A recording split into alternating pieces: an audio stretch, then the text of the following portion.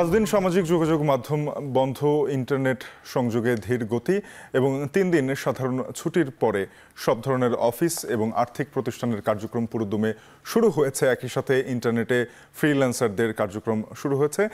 তার সবশেষ বিস্তারিত জানাবো। পাশাপাশি এই 2 সপ্তাহে বিভিন্ন শিল্প খাতে কী ধরনের ক্ষতি হয়েছে তা উপস্থাপন করার চেষ্টা করব। একই সাথে বন্দরের আমদানি রপ্তানি কার্যক্রম, সপ্তাহ শেষের পুঁজিবাজার সবকিছু নিয়ে আয়োজন ভাগশেষ। আপনাদের সঙ্গে আছে আমি তানজিম শাফিন। 2 সপ্তাহে খাতভিত্তিক লোকসানে পোশাক খাতের সবচেয়ে বেশি ক্ষতি হয়েছে।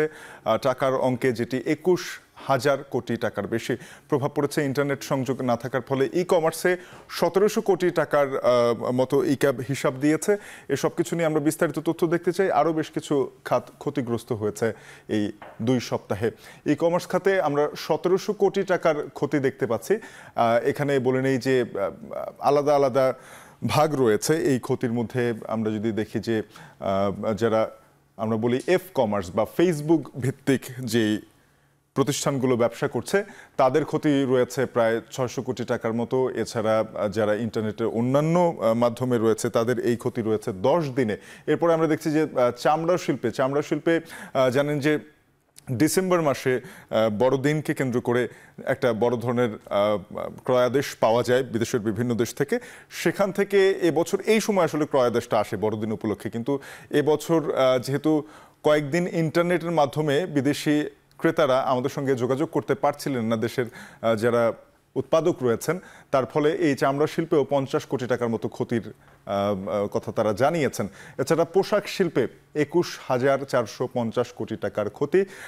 পাশাপাশি ক্রয়াদেশ কমছে, অর্থাৎ উৎপাদন যেগুলো রয়েছে সেগুলো নিয়েও একটা শঙ্কা রয়েছে যারা শিল্প মালিক রয়েছেন তাদের মধ্যে। এছাড়া আমরা দেখি যে পর্যটন নগরী চট্টগ্রামে ক্ষতি হয়েছে পর্যটন খাতে 1000 কোটি টাকার মতো। এখানে হোটেল, মোটেল এবং রেস্টুরেন্টগুলো তাদের এই ক্ষতি 1000 কোটি টাকার মতো। এখানে আমরা চট্টগ্রাম শহর সহ খাগড়াছড়ি, বান্দরবান, কক্সবাজার এই জায়গাগুলোতে মূলত এই 1000 কোটি টাকার মতো ক্ষতি হয়েছে। এছাড়া ট্রাভেল এজেন্সিগুলো পেমেন্ট ইস্যুতে 1500 কোটি টাকার মতো। এখানে আসলে এটা পুরোপুরি ক্ষতি নয়, তবে পেমেন্ট ইস্যুতে এই 1500 কোটি টাকার মতো একটা জটিলতা তৈরি হয়েছে। আমরা দেখছিলাম যে বিভিন্ন খাত ভিত্তিক যে ক্ষতিগুলো রয়েছে সেগুলো নিয়ে দেখছিলাম। এর পাশাপাশি জানেন যে এখন প্রসঙ্গ রয়েছে রেমিটেন্স নিয়ে। রেমিটেন্স এই মাসে, জুলাই মাসে কি পরিমাণ আসলো তার তথ্য জানাবো। তার আগে বলে নেই যে চলতি বছর প্রতি মাসেই রেমিটেন্স এসেছে $2 বিলিয়ন কাছাকাছি। এই মাসের 27 তারিখ পর্যন্ত হালনাগাদ তথ্য প্রকাশ করেছে বাংলাদেশ ব্যাংক। সেখানে দেখা যাচ্ছে যে এই মাসে রেমিটেন্স এসেছে $1.58 বিলিয়ন, যার মধ্যে আমরা একটু যদি দেখি যে প্রথম সপ্তাহে রেমিটেন্স এসেছিল $370 মিলিয়ন। সেখান থেকে দ্বিতীয় সপ্তাহে 7 থেকে 13 জুলাই রেমিটেন্স আসে $608 মিলিয়ন। তবে এর পরবর্তীতে আমরা যদি দেখি যে 14 থেকে 20 জুলাই, এর মধ্যেও 18 জুলাই পর্যন্ত এই 4 দিনের রেমিটেন্স ভালো প্রবাহ ছিল, আর সেটি মিলিয়ে $450 মিলিয়ন। তবে 21 থেকে 27 জুলাই রেমিটেন্স অনেকটাই নেমে এসেছে। আমরা যদি তুলনা করি যে দ্বিতীয় সপ্তাহের গড় রেমিটেন্সের প্রায় কাছাকাছি হচ্ছে এই সময়ের মোট রেমিটেন্সের যে পরিমাণ, সেটি আমরা দেখতে পাচ্ছি যে শেষ সপ্তাহে $138 মিলিয়ন রেমিটেন্স এসেছে। এই যে রেমিটেন্স কিছুটা ধীর গতি, সেটি একটি কারণ হলো যে ব্যাংকিং চ্যানেল সহ বিভিন্ন জায়গায় একটা বন্ধ থাকার ফলে প্রভাব পড়েছে। পাশাপাশি আরও একটা বিষয় রয়েছে যে রেমিটেন্সকে প্রণোদিত করার একটি চেষ্টা কিন্তু করা হচ্ছে এই সময় এসে।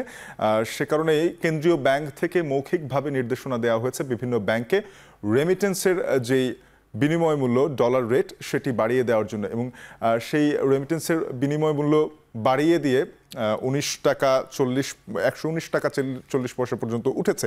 অর্থাৎ এই যে 119 টাকা 40 পয়সা পর্যন্ত রেমিটেন্সের বিনিময় ডলার রেট উঠলো, এর ফলে কিন্তু সার্বিক যেই ডলার রেট, ডলারের বিনিময় মূল্য, সেখানেও একটা প্রভাব পড়ে। সেটি পৌঁছে গেছে 124 টাকায়।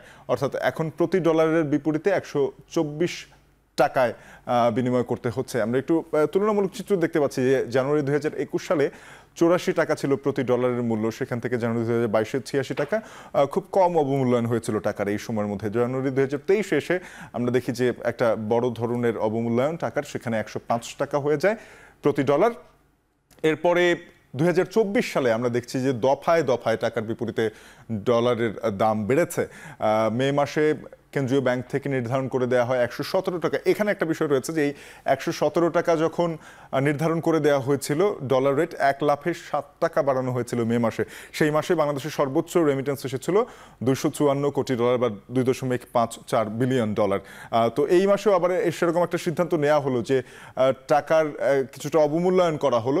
এর ফলে সেখানে রেমিটেন্সের প্রবাহ বাড়ার আশা করা হচ্ছে, যেখানে এখন আমরা দেখছি যে টাকার দাম দাঁড়িয়েছে, অর্থাৎ ডলারের বিপরীতে টাকা গুনতে হবে 124 টাকা। এই আমরা দেখি যে জুন মাসেও 117 থেকে 119 টাকার মাঝামাঝি একটা জায়গা ছিল। সেখান থেকে কেন্দ্রীয় ব্যাংকের ওয়েবসাইট বা তাদের তথ্য অনুযায়ী আমরা এখনও যেটি পাই যে ক্রলিং পেগ পদ্ধতি অনুযায়ী টাকার যে মধ্যমান ক্রলিং পেগের সেটি রয়েছে 117 টাকা 50 পয়সা, তবে সেটি ইতিমধ্যে খোলা বাজারে 124 টাকাতে পৌঁছে গিয়েছে। একটা বিরতির পর সপ্তাহ শেষের পুঁজিবাজারের খবর নিয়ে ফিরব, সঙ্গে থাকুন।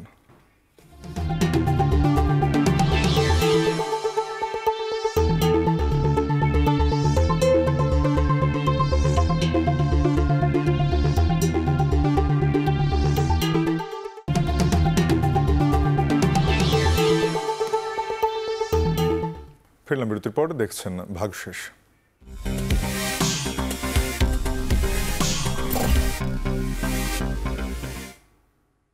চলতি সপ্তাহের শেষ দিনে ঢাকা স্টক এক্সচেঞ্জে লেনদেন হয়েছে 500 কোটি টাকার বেশি। এদিন সূচক বেড়েছে, প্রধান সূচক 50 পয়েন্টের বেশি বেড়েছে। পাশাপাশি আমরা যদি দেখি যে এদিন বেশিরভাগ প্রতিষ্ঠানের শেয়ার দরও বেড়েছে। ঢাকা স্টক এক্সচেঞ্জে বৃহস্পতিবারের লেনদেন হয়েছে 552 কোটি 75 লাখ টাকার। পয়েন্ট অর্থাৎ প্রধান সূচক বা সার্বিক সূচক ডিএসইএক্স বেড়েছে 53.46 পয়েন্ট, দাঁড়িয়েছে 5333.93 পয়েন্টে। বেশিরভাগ প্রতিষ্ঠানের শেয়ার দর বেড়েছে 278টি প্রতিষ্ঠানের শেয়ারের দর অপরিবর্তিত রয়েছে 60টি প্রতিষ্ঠানের, এবং দর কমেছেও 60টি প্রতিষ্ঠানের শেয়ারে। আমরা যদি সপ্তাহের তুলনামূলক চিত্রটি এবারে দেখে নেই, যে সপ্তাহের প্রথম 3 দিন আমরা দেখেছি যে ঢাকা স্টক এক্সচেঞ্জ নেতিবাচক প্রবণতায় চলেছে, লেনদেন কম ছিল। এ সপ্তাহে শুধু একদিনই 500 কোটি টাকার লেনদেন আমরা দেখলাম, সেটি সপ্তাহের শেষ দিনে। এর আগে প্রায় একই রকমভাবে চলেছে বলা চলে, তবে সেখানে আসলে এই যে সূচকের পার্থক্যটা হয় বাজারে শেয়ার কেনা এবং বিক্রির ভিত্তিতে। আমরা দেখি যে এ সপ্তাহের প্রথম 3 দিন ধারাবাহিকভাবে সূচকের পতন ঘটেছে। প্রথম দিন 29 পয়েন্ট, পরদিন 53 পয়েন্ট এবং পরদিন 60 পয়েন্ট। বড় ধরনের পতন বলা চলে এটি সূচকের 3 দিনে।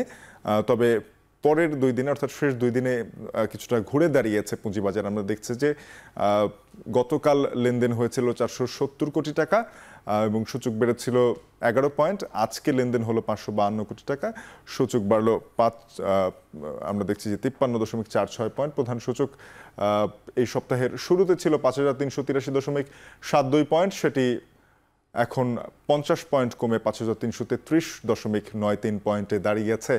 বাজার মূলধন এই মুহূর্তে আছে 6,53,368 কোটি টাকা। আমরা এবারে একটু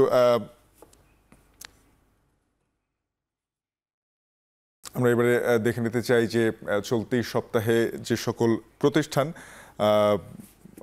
তাদের শেয়ার প্রতি মুনাফা ঘোষণা করেছে সেই তথ্যগুলো। লভ্যাংশ ঘোষণা করেছে chartered life insurance company limited, নগদ 2.5% লভ্যাংশ ঘোষণা করেছে। শেয়ার প্রতি সেটি আসে 16 পয়সা করে। ন্যাশনাল হাউজিং ফিন্যান্স পিএলসি নগদ 10% লভ্যাংশ ঘোষণা করেছে। ইপিএস বা আর্নিং পার শেয়ার 1 টাকা 3 পয়সা। প্রভাতী ইন্স্যুরেন্স কোম্পানি লিমিটেড নগদ 12.5% লভ্যাংশ ঘোষণা করেছে, আর সেখানে 2 টাকা 20 পয়সা লভ্যাংশ আসে। ম্যারিকো বাংলাদেশ লিমিটেড নগদ 1000% লভ্যাংশ ঘোষণা করেছে। যা বার্জারা পেইন্টস বাংলাদেশ লিমিটেড 500% লভ্যাংশ ঘোষণা করেছে। টাকার অঙ্কে সেটি আসে 70.69 টাকার মতো।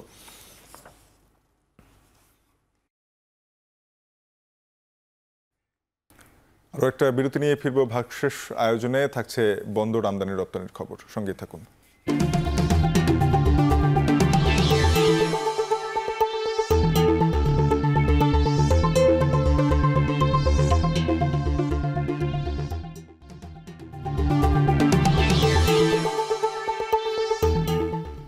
ফিরে এলাম বিরতির পরে, দেখছেন ভাগশেষ। গেল এক সপ্তাহে দেশের ভোগ্যপণ্যের বৃহত্তম পাইকারি বাজার চট্টগ্রামের খাতুনগঞ্জে স্বাভাবিক সময়ের চেয়ে বেচা বিক্রি কমেছে প্রায় 40%। তবে চাহিদার বিপরীতে সরবরাহ স্বাভাবিক থাকায় দাম স্থিতিশীলই রয়েছে। কিছু কিছু পণ্যের দাম কমতির দিকেও রয়েছে দাবি ব্যবসায়ীদের। বিস্তারিত জানাতে খাতুনগঞ্জ থেকে আমাদের সঙ্গে যুক্ত হয়েছেন কাজী মাহফুজ। মাহফুজ, জানাবেন যে এই যে 40% বিক্রি কম হলো বলছেন চট্টগ্রামের পাইকারি ব্যবসায়ীরা, তারা কি বলছেন? এর ফলে আসলে তাদের কিছু পণ্য নষ্ট হয়ে গিয়ে যে ক্ষতির হয় সেরকম কোনো সংখ্যা রয়েছে কিনা? এছাড়া এখন এই পরিস্থিতিতে যখন কারফিউ শিথিলের সময় অনেকটা বাড়ানো হয়েছে, এখন বেচা বিক্রি কেমন বলছেন?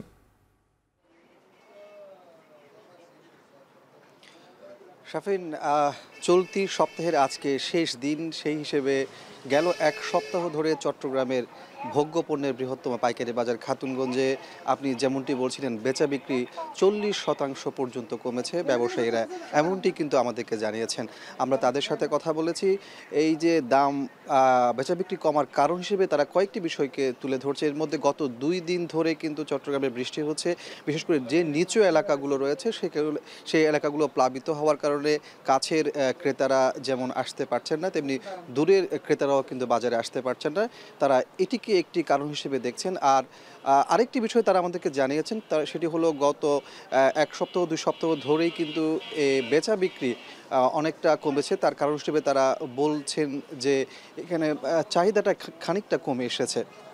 এই দুটি বিষয়কে মূলত তারা প্রাধান্য দিয়েই আমাদেরকে জানিয়েছেন যে গেল 1 সপ্তাহ কিংবা 10 দিন ধরে চট্টগ্রামের খাতুনগঞ্জে ভোগ্যপণ্যের বেচাকেনা 40% পর্যন্ত কমেছে। আজকের বাজারের কথায় যদি বলি, সেক্ষেত্রে আমরা দেখতে পাচ্ছি পণ্যের যে সরবরাহ সেটি কিন্তু অনেকটা স্বাভাবিক রয়েছে। আজকেও কিন্তু 12 থেকে 15 ট্রাক পেঁয়াজ কিন্তু এই খাতুনগঞ্জের বাজারে এসেছে এবং ব্যবসায়ীরা বলছেন চাহিদার বিপরীতে সরবরাহ ঠিক রয়েছে, তবে বেচা বিক্রিটা কমে এসেছে। আজকের খাতুনগঞ্জের বাজারে আমরা দেখতে পাচ্ছি পাইকারিতে পেঁয়াজ বিক্রি হচ্ছে 85 থেকে 90 টাকা কেজি দরে, আর রসুন বিক্রি হচ্ছে 152 থেকে 160 টাকায়।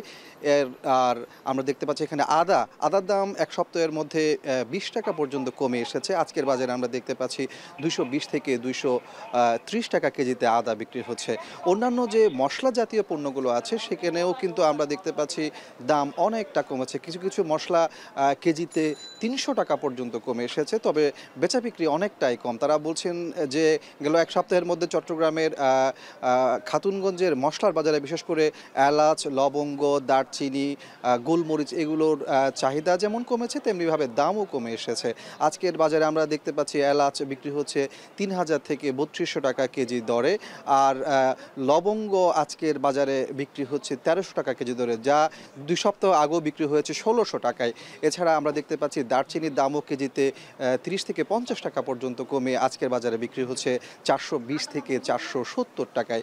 আর জিরার কথাটা বলে রাখি, মাঝখানে আমরা দেখেছি জিরার দাম বেশ ঊর্ধ্বগতি ছিল, সেই জায়গাতে 120 থেকে 30 টাকা পর্যন্ত কেজিতে কমে এক সপ্তাহের মধ্যে আজকের বাজারে ভারতীয় জিরা বিক্রি হচ্ছে 620 থেকে 630 টাকায়। তবে ডাল জাতীয় পণ্যের দাম সপ্তাহের মধ্যে আমরা দেখতে পাচ্ছি 2 থেকে 7 টাকা 8 টাকা পর্যন্ত বেড়েছে। বিশেষ করে মুগ ডালের দাম বেড়েছে কেজিতে 8 থেকে 10 টাকা পর্যন্ত। আজকের বাজারে আমরা দেখতে পাচ্ছি 160 টাকা কেজিতে মুগ ডাল বিক্রি হচ্ছে। তো সবকিছু মিলিয়ে বলা যায় যে চট্টগ্রামের সপ্তাহের শেষ দিনে এসে ব্যবসায়ীরা বলছেন যে চাহিদা অনেকটা 40% পর্যন্ত কমে এসেছে। সেক্ষেত্রে বৈরী আবহাওয়া, বৃষ্টি একই সাথে মানুষ কেনা কমিয়ে দিয়েছেন, সেজন্য এই বেচা বিক্রি কমে এসেছে এমনটি জানিয়েছেন এখানকার ব্যবসায়ীরা। শাফিন। মাহফুজ, আপনাকে ধন্যবাদ। সহকর্মী কাজী মাহফুজ যুক্ত হয়েছিলেন চট্টগ্রামের খাতুনগঞ্জ থেকে, জানাচ্ছিলেন পাইকারিতে পণ্য বেচা বিক্রির খবরাখবরের দিকে। হিলি স্থলবন্দর দিয়ে কমেছে পেঁয়াজ ও কাঁচা মরিচের আমদানি কম থাকলেও বাজারে চাহিদা না থাকায় বন্দরের পণ্য দুটোর দাম কমেছে। এ বিষয়ে বিস্তারিত জানাতে হিলি স্থলবন্দর থেকে সরাসরি যুক্ত হয়েছেন সহকর্মী সোহেল রানা। সোহেল, জানাবেন যে আসলে এই চাহিদা কমার কারণ হিসেবে ব্যবসায়ীরা কি বলছেন, পাশাপাশি আমদানি যে কমলো, চাহিদাও কমলো, এতে বাজারের দামে কি ধরনের প্রভাব পড়বে?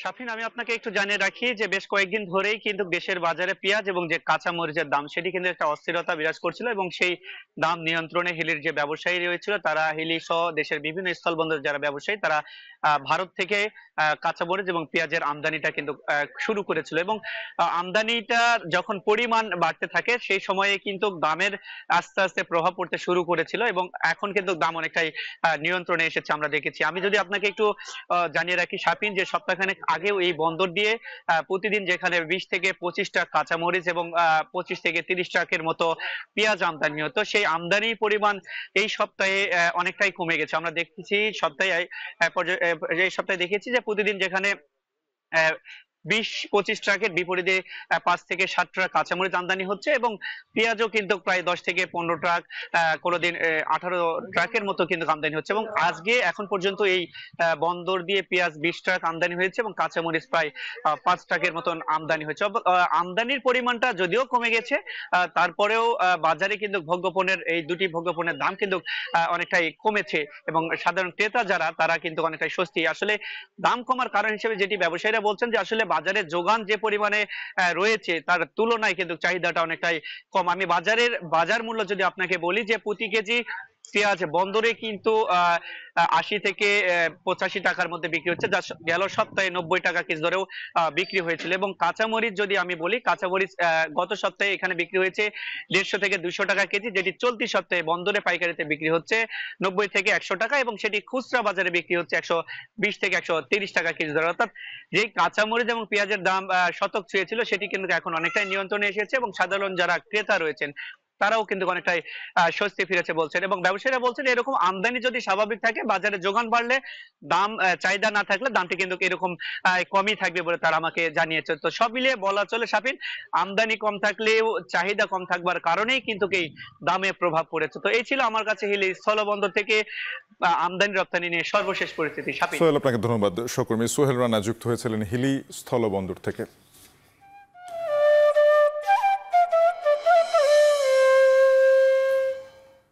ঝিনাইদহের হাটবাজারে উঠতে শুরু করেছে নতুন পাট।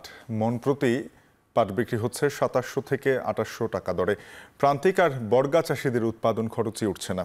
অনাবৃষ্টি আর খরার কারণে বিঘা প্রতি উৎপাদন খরচ বেড়ে হয়েছে 15 থেকে 20 হাজার টাকা। অন্যদিকে কমেছে ফলনও। 1 বিঘা জমিতে এবার পাটের ফলন 8 থেকে মাত্র 10 মণ পর্যন্ত হয়েছে। প্রতি বিঘাতে চাষিরা মাত্র 23 থেকে 24 হাজার টাকার পাট বিক্রি করছেন। জেলার 23,800 হেক্টর জমিতে লক্ষ্যমাত্রা থাকলেও চাষ হয়েছে 2,500 হেক্টর জমির কম। ঝিনাইদহের লাঙ্গলবাদ পাইকারি পাটের হাট থেকে এই বিষয়ে আরও জানাবেন আব্দুর রহমান মিল্টন। বাজারে উঠতে শুরু করেছে নতুন পাট।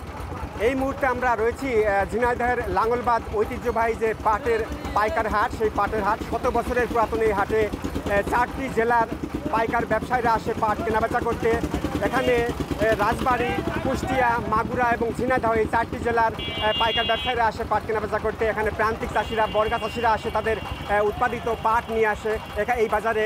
আমরা কৃষকদের সাথে কথা বলেছি, তারা বলছেন যে আজকে যে পাটের বাজার দর যাচ্ছে মন 2700 থেকে 2800 টাকা দরে। এর নিচেও কিন্তু মন প্রতি যারা যে পাট একটু কমা রয়েছে আর কম মানের, সেই পাট কিন্তু 2500-2600 টাকা দরে বিক্রি হচ্ছে। কৃষকরা বলছেন যে এই দামে পাট বিক্রি করে তাদের কিন্তু উৎপাদন খরচ উঠছে না।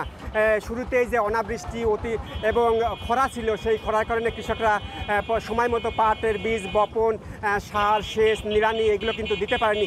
এরপরেও রয়েছে পাট কাটা, ধোয়া এবং এই যে প্রক্রিয়া বেশ কয়েকটি ধাপ পার করে তবে পাট ঘরে ওঠে কৃষকদের। এসবে কিন্তু শ্রমিক খরচ, সারের খরচ, সেচ এসব খরচ দিয়ে তাদের গড়ে 20,000 টাকার উপরে খরচ হয়েছে। এবং এইবার 1 বিঘা জমিতে সর্বোচ্চ 8 মণ থেকে 10 মণ পাট হয়েছে, অর্থাৎ পাটের ফলন কিন্তু অনেকটা কম হয়েছে। যদি 8 মণ করে পাট ওঠে তাহলে 25-2600 টাকা মণ দরে বিক্রি হলে তাদের হাতে কিন্তু 25-26 হাজার টাকা মাত্র ওঠে 1 বিঘা জমিতে চাষ করে। কৃষকরা বলছে যে এটা তাদের উৎপাদন খরচই উঠছে না এবং মানসিকভাবে তারা নানা রকম হতাশার মধ্যে ভুগতে থাকে। 3,000 টাকার উপরে যদি পাটের মণ যায় মৌসুমের শুরুতেই তাহলে কিন্তু কৃষকরা তাদের ক্ষতি এবং যে উৎপাদন খরচ কিছুটা উঠবে এরকম প্রত্যাশা করছে। এখানকার পাইকার ব্যবসায়ীরা বলছে যে এই অঞ্চলের পাট অত্যন্ত ভালো মানের হয়, এই কারণে ঢাকা, খুলনা সহ বড় বড় মোকামে কিন্তু এখানকার পাট যায়। কৃষি কর্মকর্তারা আমাদের জানিয়েছেন এবার 23,800 হেক্টর জমিতে পাট চাষের লক্ষ্যমাত্রা থাকলেও মাত্র 21,000 হেক্টর জমিতে পাট চাষ হয়েছে, অর্থাৎ 2,500 হেক্টরের বেশি জমিতে কিন্তু পাট চাষ করতে পারেনি কৃষকরা। কৃষকরা সর্বাত্মক প্রস্তুতি নিয়েও কিন্তু অনাবৃষ্টি আর ক্ষতির এই যে পর্যাপ্ত বৃষ্টি না হওয়া এবং খরার কারণে তারা পাটের এবার ভালো উৎপাদন করতে পারেনি এবং পাটের যে মানের আঁশ হয়েছে সেই আঁশ কিন্তু খুবই নিম্নমানের হয়েছে। এছাড়া যে পাট জাগ দেওয়া বা পচার যে কাজটা, পচানোর যে কাজটা করা হয় সেই কাজের সময় কিন্তু পানি না পাওয়ার কারণে পাটের কালার ভালো আসেনি, এই কারণে দাম অনেকটা কম পাচ্ছে। তো ঝিনাইদহের লাঙ্গলবাদ বাজার থেকে নতুন পাট কেনাবেচা নিয়ে এই ছিল আমার কাছে সর্বশেষ খবরাখবর। এই ছিল আজকের ভাগশোষ আয়োজনে। এখন টেলিভিশনের ওয়েবসাইট দেখতে ভিজিট করুন www.এখন.tv। এছাড়া ফেসবুক যুক্ত থাকুন facebook.com/tv.এখন, আর ইউটিউবে সরাসরি দেখুন youtube.com/c/এখন tv।